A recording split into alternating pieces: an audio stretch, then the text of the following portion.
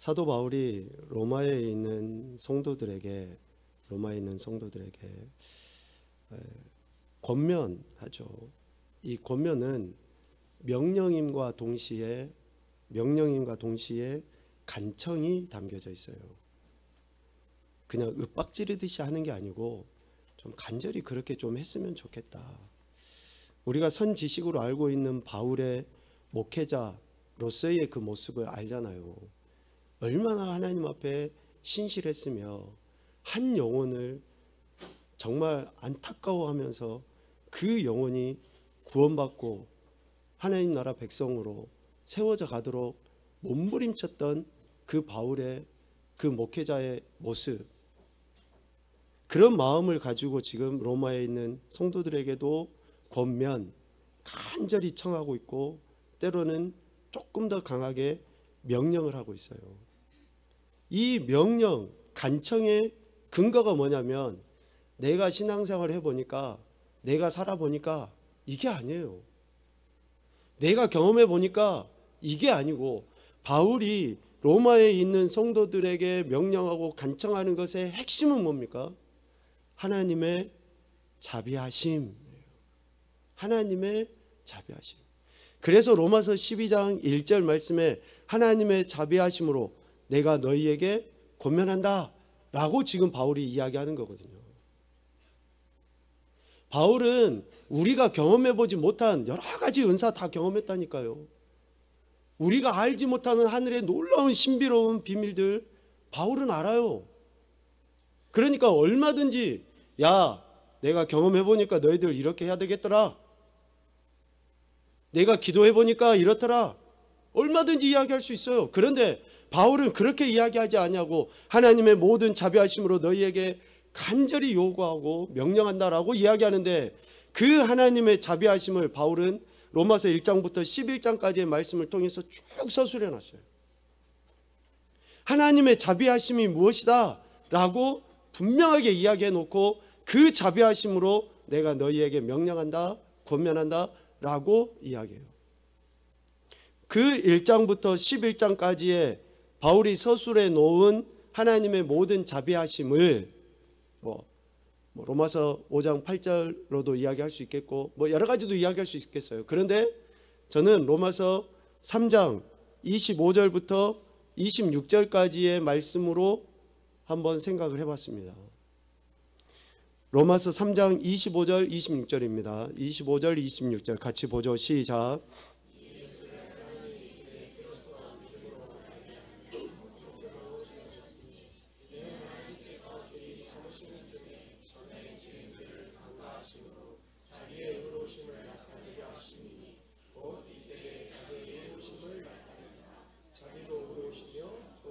예수 믿는 자를 의롭다 하려 하심이라. 아멘.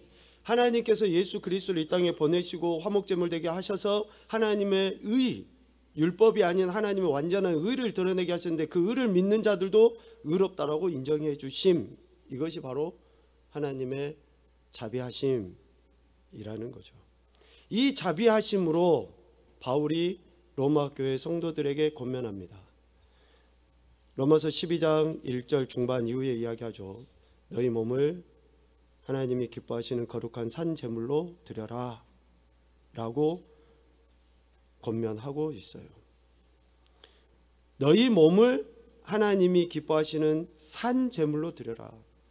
구약의 제사가 어떤 제사였습니까? 짐승을 죽여서 그 죽인 제물을 드렸던 제사예요. 그러나 하나님의 자비하심을 경험한 인생들은 자신의 몸을, 즉 살아있는 몸을 하나님 앞에 드리는 거예요. 이건 인신제사가 아닙니다. 오해하시면 안 돼요. 우리의 전 인격, 우리의 온 마음, 살아있는 내 자신을 하나님 앞에 드리는 거예요. 내 자아. 그래서 우리가 하나님 앞에 의지적인 결단을 통해 하나님께 찬양하고 경배하고 예배하고 그 말씀을 내 삶에서 살아내고자 함이, 바울이 우리에게 지금 권면하고 있는 것처럼 하나님이 기뻐하시는 거룩한 산 제물로 드리는 거죠. 산 제물로 드리는 거. 그러니까 이 거룩한 산 제물로 드리는 제사는 시간과 장소와 상황과 환경과 특별히 감정의 구애를 받지 않습니다. 언제 어디서나 어떤 상황 어떤 형편에 있든지 간에 우리는 하나님의 모든 자비하심 속에서 은혜를 경험한 우리는 어때요? 이렇게 우리 자신을 하나님께 산제물로 드리는 거예요. 산제물로 드리는 거예요.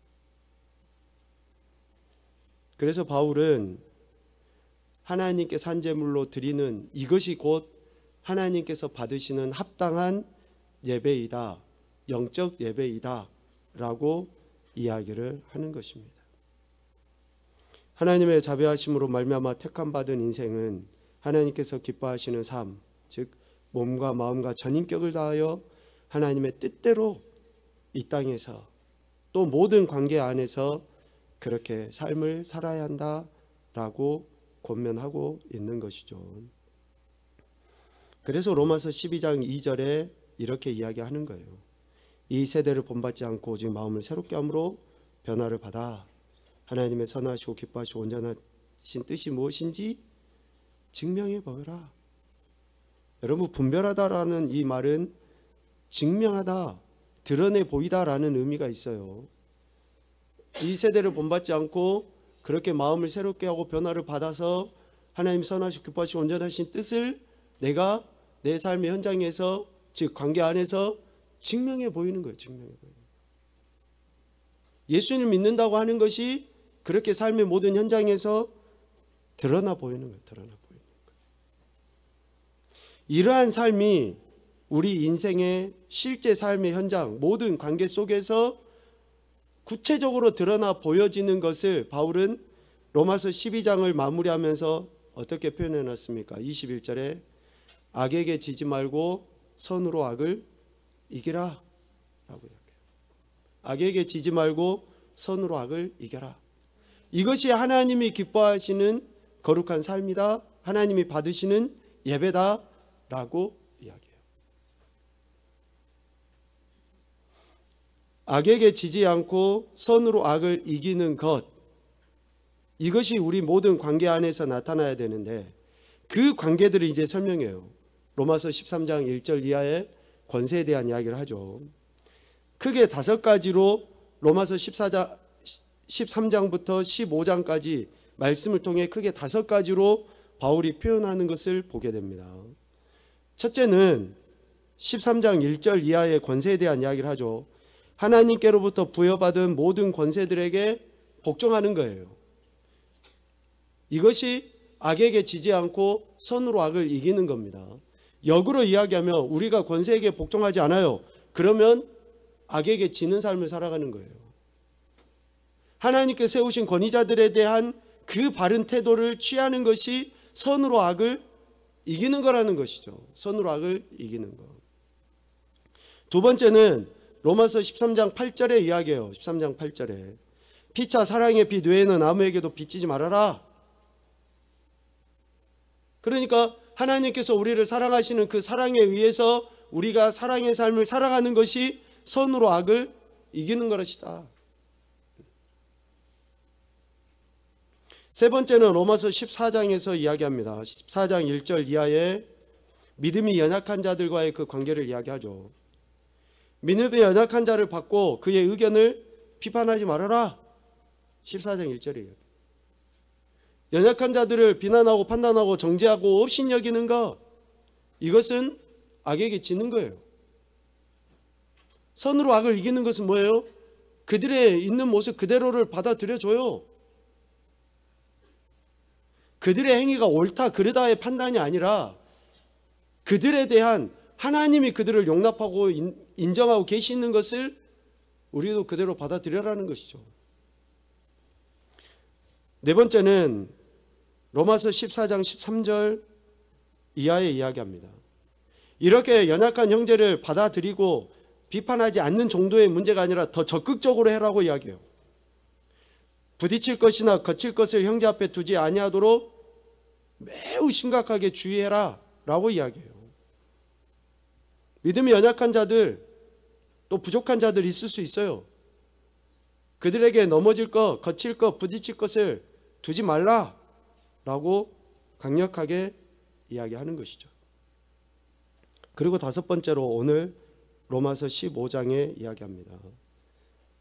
악에게 지지 않고 선으로 악을 이길 수 있는, 이기는 그러한 삶, 그러한 관계의 삶을 오늘 로마서 15장 2절에서 이야기해요.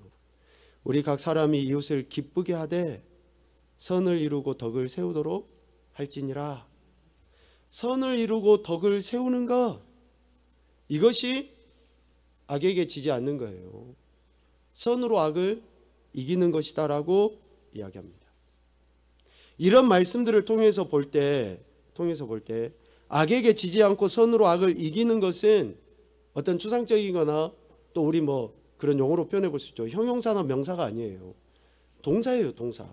실질적으로 우리 삶의 현장에서 실제로 드러남이 악에게 지지 않고 선으로 악을 이기는 것으로 나타나야 한다라는 거죠. 감정의 문제가 아니라 감정을 다스리고 드러나는 실제 행동이 되어야 한다라는 것을 이야기해요. 축복하는 거 쉽지 않죠. 그런데 감정의 문제가 아니라 축복하라라고 이야기하셔요.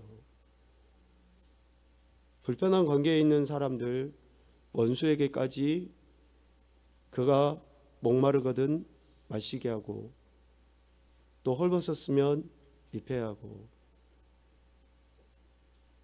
그러한 사랑으로 우리가 실제로 그들을 섬길 때에 선으로 악을 이기는 것이다 라고 이야기를 하고 있습니다. 이것은 예수 그리스도를 믿는 형제들 안에서, 더 나아가서는 이웃 안에서 이러한 삶의 태도가 이루어져야 한다라고 이야기를 하고 있습니다. 악에게 지지 않고 선으로 악을 이기는 것, 이 하나님의 말씀에 우리가 올바른 순종을 보일 수 있기를 간절히 소망합니다. 하나님께서 우리를 어떻게 사랑하셨는가라는 것을 이해한다 그러면 우리가 그들의 삶의 현장에 대해 어떠한 태도를 취해야 하는지를 우리가 분명히 알 수 있을 것입니다. 오늘 2절에 보면 각 사람이 이웃을 기쁘게 하되 선을 이루고 덕을 세우도록 할지니라 라고 이야기하죠. 자, 국어 시간으로 한번 넘어가 봅시다. 지금 사도 바울이 강조하는 부분이 이웃을 기쁘게 하는 것에 강조점이 있습니까? 아니면 선을 이루고 덕을 세우는 것에 강조점이 있습니까? 네? 그렇죠.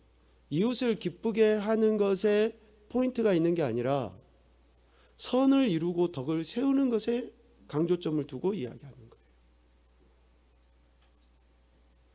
이웃을 기쁘게 하기 위해서 그냥 간 쓸게 다 빼주고 그 사람 비유 맞춰주고 하자는 대로 하고 진리에 타협을 해버리고 옳지 않은 것에 대해서도 그냥 왜? 저 사람을 기쁘게 하고 저 사람이 좋아하면 끝이다.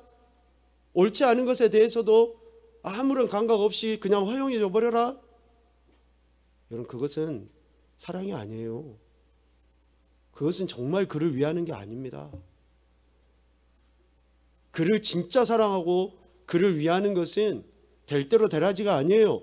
분명하게 우리가 예수 그리스도를 믿는 믿음 안에서 진리를 고수하고 옳지 않은 것은 강력하게 책망도 할 수 있어야 되고 권면해서 그가 바르게 세워져 가도록 하는 것이 그를 진짜 위하는 것이고 사랑하는 것이고 그를 기쁘게 하는 것이라는 것을 이야기해요.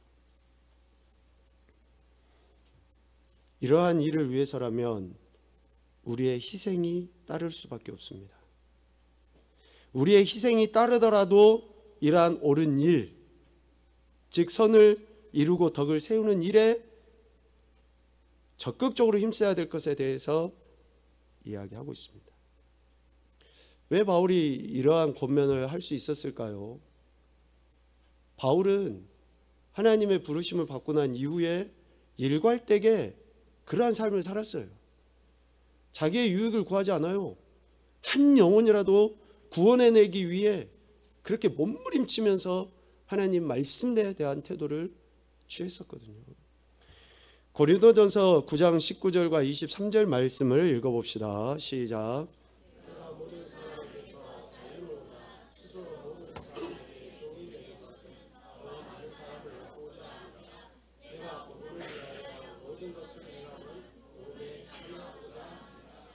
아멘. 그래서 바울은 자신의 삶을 그렇게 살았고 로마에 있는 성도들에게 오늘 우리에게 권면을 하는 거예요. 선을 이루고 덕을 세우도록 해라. 이웃을 기쁘게 하기 위해서. 이웃을 기쁘게 하는 것은 이것에 근거해야 한다라고 이야기합니다.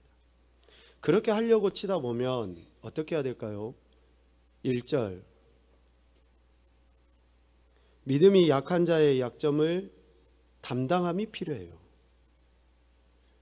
그렇게 하려고 하면 믿음이 약한 자들의 그런 약점, 연약함을 담당, 짐을 같이 짊어지는 거죠.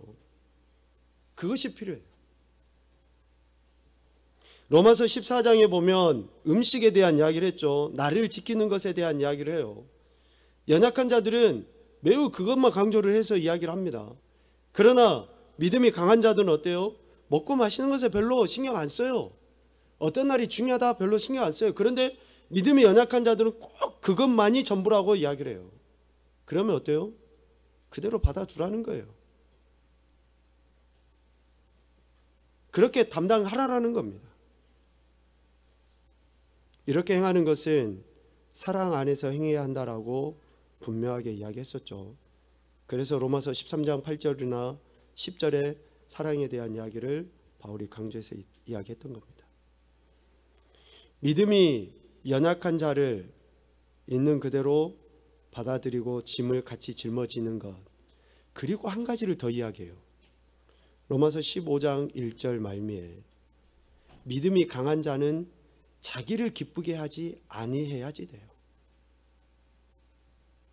자기를 기쁘게 하지 아니함이 믿음이 약한 자들을 담당할 수 있게 되고 그들이 어때요?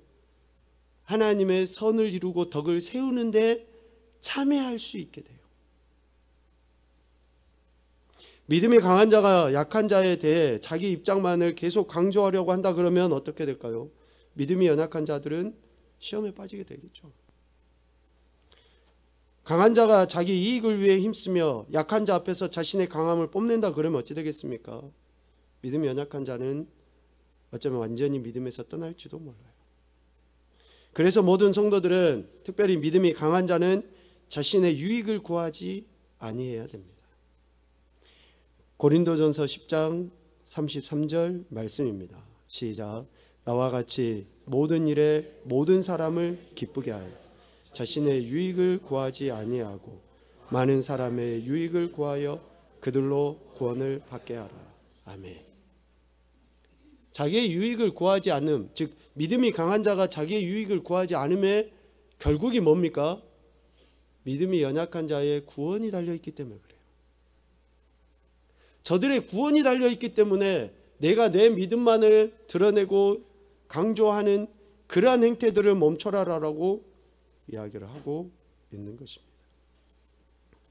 이렇게 선을 이루고 덕을 세우는 것, 즉 이타적인 삶을 살아가는 것은 자기의 기쁨과 유익을 구하지 아니하는 것이고 연약한 형제를 사랑해서 그가 온전한 모습으로 세워져 가도록 하는 것이라는 거죠. 이러한 삶의 본은 어디서 찾을 수 있습니까? 오늘 3절에 보면 그리스도께서도 자기를 기쁘게 하지 아니하셨다라고 이야기해요. 그리스도께서도 자기를 기쁘게 하지 아니하셨다. 오늘 우리의 신앙과 삶의 기준은 본은 오직 예수 그리스도 한 분밖에 없는 줄로 믿습니다. 그분이 그렇게 사신 것이 내 삶의 기준이 돼야 돼요. 내가 아니에요. 내 경험이 아닙니다. 그래서 예수 그리스도께서 본을 보여주심처럼 우리도 그렇게 살아가야 되는데 이 예수 그리스도 본을 보여주심을 우리는 어디서 발견할 수 있어요? 내가 기도해 보니까, 여러분 미안하지만 내가 기도해 보니까 그거는 매우 위험합니다. 내 감정이, 내 생각이, 내 상황이, 형편이 우선시 될 수 있어요. 그러니까 내가 기도해 보니까가 아니라 오늘 바울은 4절 말씀에 명확하게 그 기준을, 예수 그리스도가 기준이신데 그 기준을 어떻게 우리가 취해야 하는지를 이야기해 줘요. 무엇이든지 전에 기록된 바는 우리의 교훈을 위하여 기록된 것이니, 자, 여기에서 무엇이든지 전에 기록된 바는 무엇에 대한 기록입니까? 예수 그리스도에 대한 기록이죠. 구약은 오실 예수님의, 신약은 오신 예수님에 대한 기록 아닙니까? 그러니까 무엇이든지 전에 기록된 바는 성경, 즉 하나님의 말씀, 예수 그리스도. 여러분 누군가에게 어떤 말을 하고 권면하고 또 위로하고 하려 할 때에 하나님 말씀으로 하셔야지 됩니다. 내가 좀 신앙생활을 해보니까 그렇더라. 물론 그런 말들 우리가 인정은 해드려요. 그런데 내가 기도해보니까, 또 내가 경험해보니까 이게 아니에요. 기록된 하나님의 말씀을 가지고 권면하고 위로하는 것이지, 즉 예수 그리스도가 기준이 돼야 되는 것이지. 그리고 또 이야기합니다. 기록된 것이니 우리로, 그런 하나님의 말씀에 의해서 우리로 하여금 인내로 또는 성경의 위로로 소망을 가지게 함이니라 라고 이야기해요. 하나님의 말씀을 가지고 격려하고 위로할 때에 우리가 인내하게 돼요. 자, 중요한 대목입니다. 우리가 아이들이 자라가는 그 과정 안에 치질이 말을 안 듣죠. 그런데 그 말 안 들음을 끝까지 인내하고 또다시 권면하고 또 격려하고 위로할 수 있는 것은 하나님의 말씀으로 행할 때에 그렇게 되는 거예요. 야, 아빠가 옛날에 해보니까 그렇게 이야기해서는 참된 위로가 되지도 못할 뿐더러 어때요? 인내할 수가 없습니다. 인내할 수가. 그래서 인내는 하나님의 말씀, 즉 예수 그리스도가 기준이 될 때에 인내하게 되고, 예수 그리스도가 기준이 될 때에 진정한 위로를 할 수 있게 되는 거죠. 성경이 어떻게 기록됐는지를 알면 우리가 아멘 할 수밖에 없습니다. 디모데후서 3장 16절부터 15절을 읽죠. 뒤로 읽겠습니다. 시작. 모든 성경은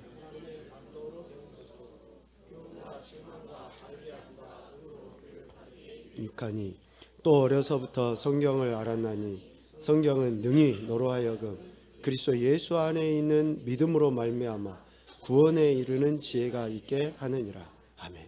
그래서 우리가 하나님의 말씀을 가지고 연약한 자들을 격려하고 위로하고 그들을 기쁘게 하려 할 때에 선을 이루고 덕을 세워갈 수 있게 되는 것이죠.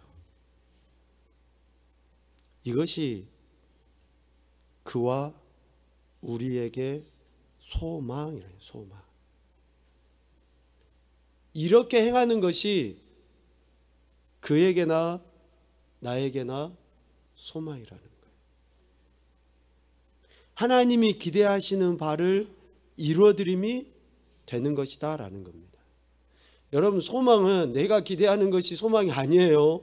내가 2024년도에는 이렇게 됐으면 참 좋겠다, 뭐 돈도 많이 벌었으면 좋겠고 출세도 했으면 좋겠고, 우리는 그것을 소망이라고 이야기하는데 성경에서 말씀하시는 소망은 내가 기대하는 것이 아니라 하나님 아버지가 나에게 기대하시는 바가 뭐예요? 소망이에요. 소망.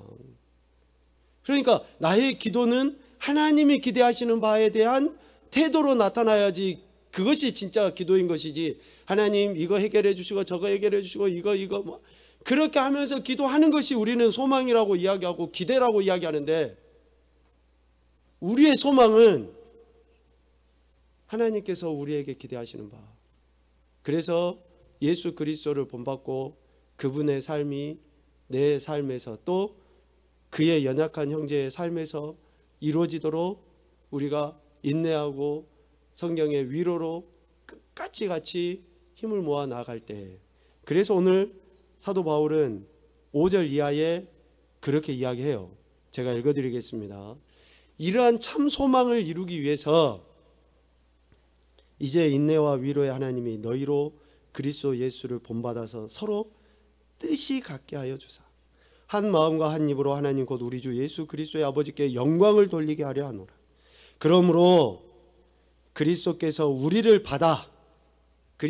먼저 우리를 받아 하나님 아버지께 영광 올려드린과 같이 너희도 서로 받아라.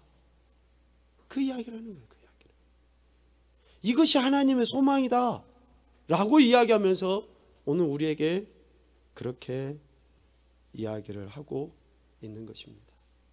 여러분의 소망이 무엇입니까?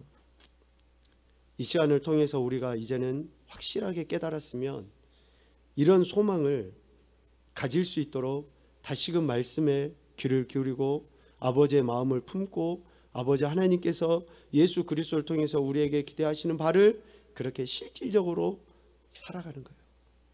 선을 이루고 덕을 세우도록 그렇게 실질적으로 행하는 것입니다. 이것이 하나님이 우리를 받으셔서 하나님 나라 백성 자녀되게 하신 그러한 근본의 이유라는 것을 잊지 않았으면 좋겠습니다. 23년도 한 해 동안 여전히 신실한 모습으로 하나님 앞에 세워져 나가신 여러분들을 축복하고요. 혹시 부족하고 연약했던 모습들이 있다면 다시금 하나님 말씀 앞에 겸손히 무릎 꿇어서 하나님이 소망하시는 그 삶, 내 자신과 다른 연약한 형제들을 온전하게 세워가기 위한 그러한 신앙과 삶의 태도를 보임으로 하나님께 영광 올려드리시고 영혼의 구원과 삶의 구원이 온전히 현장 가운데 나타나는 그런 복된 인생들이 되시기를 주님의 이름으로 축복합니다. 아멘.